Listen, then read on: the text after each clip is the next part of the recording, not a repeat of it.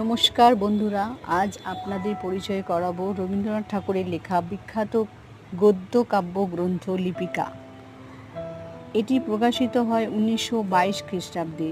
এই গ্রন্থে মোট 26টি ছোট ছোট গদ্য রচনা সংকলিত হয়েছে, যেগুলিকে কবি নিজেই কথিকা নামে অভিহিত করেছেন। লিপিকার রচনাশৈলী খুবই স্বতন্ত্র এবং এটিকে রবীন্দ্রনাথের গদ্য রচনার একটি গুরুত্বপূর্ণ পর্যায় হিসেবে বিবেচনা করা হয়। লিপিকা বাংলা সাহিত্যের একটি মূল্যবান সম্পদ। এটি রবীন্দ্রনাথের গদ্য রচনার একটি নতুন দিগন্ত উন্মোচন করে।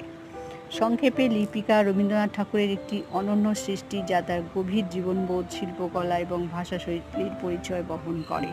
বন্ধুরা, গ্রন্থটি সংগ্রহ করতে আমাদের সঙ্গে যোগাযোগ করুন। প্লিজ সাবস্ক্রাইব করতে ভুলবেন না। নমস্কার।